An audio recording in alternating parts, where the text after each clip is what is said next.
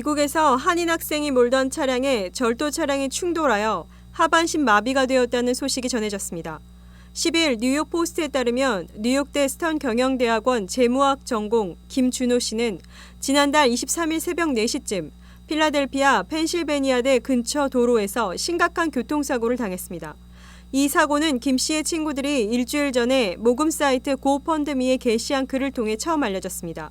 친구들은 해당 글에서 경찰로부터 도주하던 차량 탈취범들이 준호가 타고 있던 차량에 빠른 속도로 충돌했다며 그 결과 준호는 심각한 척수 손상을 입어 현재 하반신 마비를 겪고 있다고 전했습니다. 이 사고는 현지 방송 뉴스에도 간략히 보도되었습니다. 김 씨가 타고 있던 우버 공유 차량은 독일 BMW사의 SUV 차량인 X7과 충돌했습니다. 사고 후 경찰은 차량 탈취 용의자로 15세 소년 2명과 16세 소년 1명, 그리고 앙투안 페튼이라는 이름의 30세 남성을 체포했습니다. 이 용의자들은 복면을 쓰고 총기로 차량 소유주 여성을 위협해 차량을 탈취한 후 신고를 받고 출동한 경찰과 30분 넘게 추격전을 벌이다가 가로수를 치고 김 씨가 타고 있던 차량을 들이받았습니다. 이후 김 씨는 2차례 큰 수술을 받고 현재 재활 중인 것으로 알려졌습니다. 특히 왼손이 오른손보다 상태가 심각하여 손을 쓰는데 제한이 있다고 친구들은 전했습니다.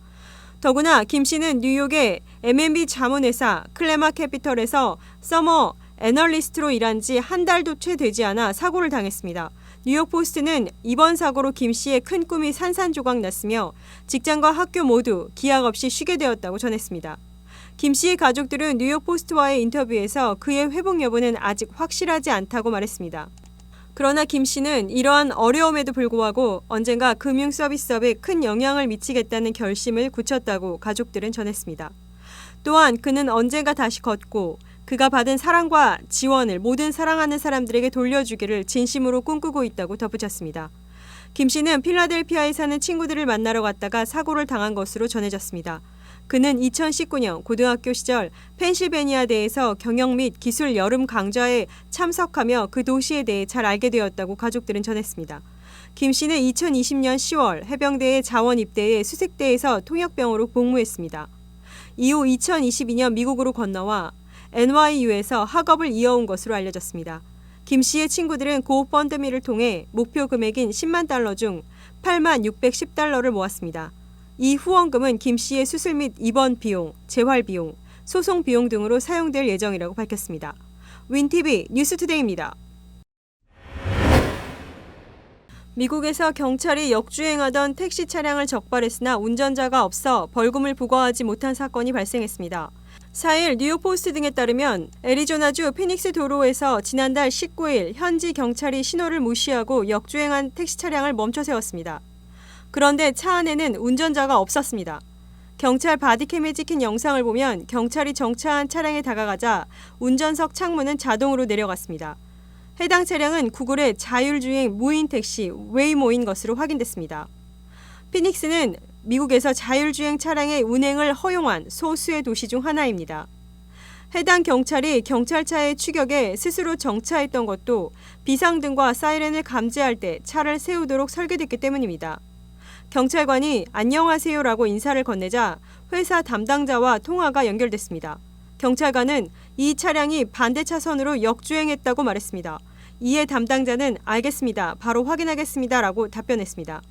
경찰관은 차량이 공사구역을 지나다가 반대 차선으로 진입했다. 위험한 상황이었다고 덧붙였습니다. 뉴욕 포스트에 따르면 웨이모 회사 직원이 현장에 출동해 문제를 해결했습니다. 웨이모 회사 측은 해당 차량이 모순된 공사 표지판을 만나는 바람에 반대편 차선으로 진입했다고 밝혔습니다. 그러면서 해당 차량이 올바른 차선으로 돌아가려던 중 약 30초간 경찰차가 차량을 세우는 바람에 차선 복귀가 막혔다고 해명했습니다. 경찰은 컴퓨터에 벌금 영수증을 발행할 수 없었기에 추가 조치 없이 사건을 종결했다며 농담 섞인 입장을 내놨습니다. 한편 피닉스는 미국에서 자율주행 차량의 운행이 허용된 도시 중 하나입니다. 하지만 아직까지 크고 작은 사고가 발생하고 있어 자율주행 차량의 안전에 대한 우려의 목소리가 나오는 상황입니다. 윈TV 뉴스투데이입니다.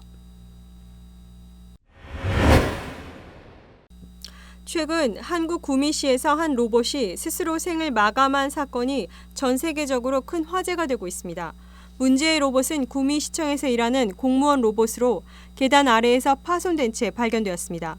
시청에 따르면 이 로봇은 로봇 주무관이라는 별명을 가지고 있었고 9시부터 5시까지 근무했으며 공무원 신분증도 소지하고 있었습니다. 보도에 따르면 로봇은 6월 26일 2m 높이의 계단에서 스스로 몸을 던진 것으로 추정되며 그 이유는 아직 조사 중입니다. 시청 직원들은 로봇이 추락하기 전 이상한 행동을 보였다고 증언했습니다. 특정 지점을 맴도는 등 마치 무언가를 감지하는 듯한 모습이었다고 전했습니다. 조사 중이긴 하지만 이번 로봇 자살 사건은 과로 때문이 아니냐는 의문을 제기하고 있습니다. 관계자들은 로봇의 파손된 부품을 수거해 원인을 분석 중입니다. 오늘날 한국에서 서비스직의 로봇을 사용하는 것은 새로운 일이 아니지만 대부분의 로봇과 달리 구미시청 로봇은 건물 내 한 층에만 제한되지 않았습니다.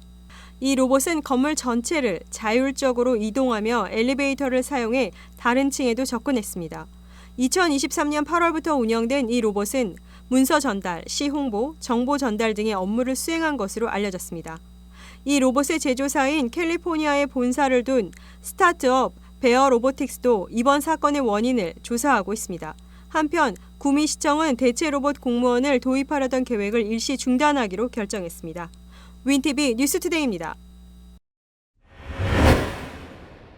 미국의 회원제 할인마트 코스코가 오는 9월 1일부터 미국과 캐나다 고객의 연회비를 7년 만에 인상한다고 10일 밝혔습니다. 지난 2017년 6월 인상 이후 처음으로 인상되는 코스코 연회비는 골드스타와 비즈니스 회원은 $65로 $5 인상되고 이그지큐티브 회원은 $120에서 $130로 오릅니다. 코스코는 이그지큐티브 회원의 2% 리워드 한도도 $1,000에서 $1,250로 높아진다고 말했습니다. 코스코는 이번 인상이 회원 5,200만 명에게 영향을 미칠 것이라면서 그중 절반 이상이 이그지큐티브 회원이라고 전했습니다. 이번 발표 이후 코스코의 주가는 시간 외 거래에서 2.2% 상승했습니다. 이 회사 주가는 올해 들어 현재까지 34% 정도 올랐습니다.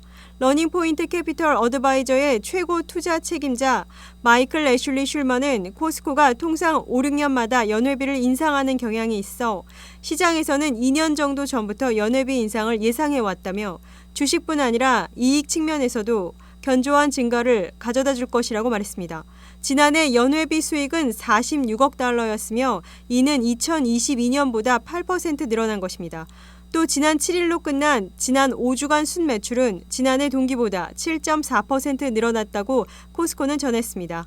윈TV 뉴스투데이입니다. 미국 뉴욕 맨하튼에서 아파트 월세 물건 구하기 경쟁이 사상 최고 수준으로 심해졌습니다. 물건이 나오면 빠른 속도로 계약이 되는 실정입니다. 지난달까지는 임차료가 안정된 수준이었지만 이사철인 7, 8월이 되면 사상 최고치를 경신할 가능성도 있다는 분석입니다. 11일 부동산 중개기업 더글라스 엘리먼과 감정평가기업 밀러 사무엘에 따르면 지난달 이루어진 맨하튼 아파트 임차 입찰에서 24%가 계약됐습니다. 이들 기업이 관련 자료를 수집한 2021년 이후 가장 높은 비율입니다.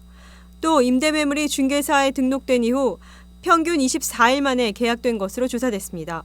이 역시 가장 빠른 기록입니다. 계약된 물건은 집주인이 제시한 호가에 비해 1.4% 높은 가격에 거래됐습니다. 미국에서도 종종 호가에 비해 낮춰서 계약되는 경우가 많지만 지난달에는 월세를 구하려는 이들 간의 경쟁이 치열해지면서 웃돈을 주고라도 계약을 한 사례가 많았음을 보여줍니다. 이런 분위기에도 불구하고 가격은 아직 오르지 않았습니다. 지난달 신규 임대 계약 중간값은 월세 $4,300로 전년 동기와 같으며 5월보다 $50가 올랐습니다. 지금까지 맨해튼 아파트의 월세 중간값 최고가는 2023년 7월과 8월에 $4,400였습니다. 숙박공유 플랫폼 에어비앤비가 몰래카메라로 인한 숙박객의 피해에도 대책 마련보다는 공론화를 막는 데 급급해왔다는 외신 보도가 나왔습니다. 9일 CNN 방송에 따르면 에어비앤비는 작년 자사를 상대로 제기된 소송 과정에서 10년간 접수된 몰래카메라 관련 민원 및 신고 건수를 공개하라는 법원 명령을 받았습니다.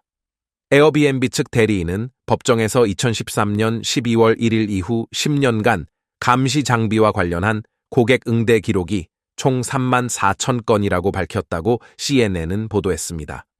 CNN은 이와 별개로 자체 파악해 검토한 몰래카메라 관련 미국 내 재판 및 수사 건수만 10여 건이고 관련 피해자도 최소 70본명에 이른다고 전했습니다.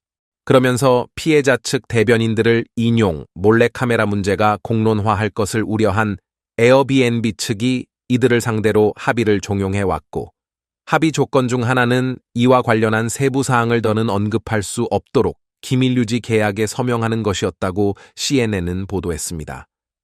이와 관련해 에어비앤비 측은 관련 업계의 표준 관행일 뿐이라는 입장을 보였습니다. 또 몰래카메라 피해 건수가 구체적으로 몇 건이나 되는지는 확인해주지 않았다고 CNN은 덧붙였습니다.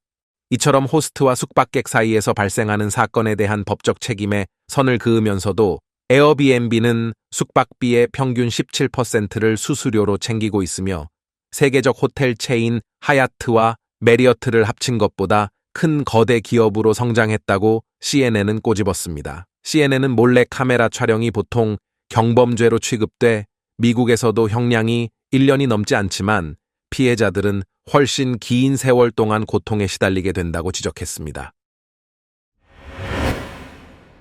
대표적인 지급결제 수단 중 하나였던 개인 수표가 디지털 결제 시스템에 밀려 천덕꾸러기 취급을 받고 있습니다. 9일 경제 매체 CNBC 등에 따르면 대형 소매 유통체인 타겟은 오는 15일부터 개인 수표를 결제 수단으로 허용하지 않는다고 밝혔습니다. 미네소타주 미니애폴리스에 본사를 둔 타겟은 고객에게 쉽고 편리한 쇼핑 경험을 제공하기 위해 다양한 결제 방법을 도입하고 있다며 개인 수표는 최근 사용량이 너무 적어 더 이상 취급하지 않기로 했다고 설명했습니다. 또 현금, 신용카드, 데비카드, 애플페이, 전자급 여의체 등 디지털 결제는 기존대로 사용할 수 있다고 전했습니다. 한편 월마트에서는 계속 개인 수표를 쓸 수 있으나 홀푸즈 알디 등은 타겟에 앞서 개인 수표 사용을 불허를 시행해 오고 있습니다.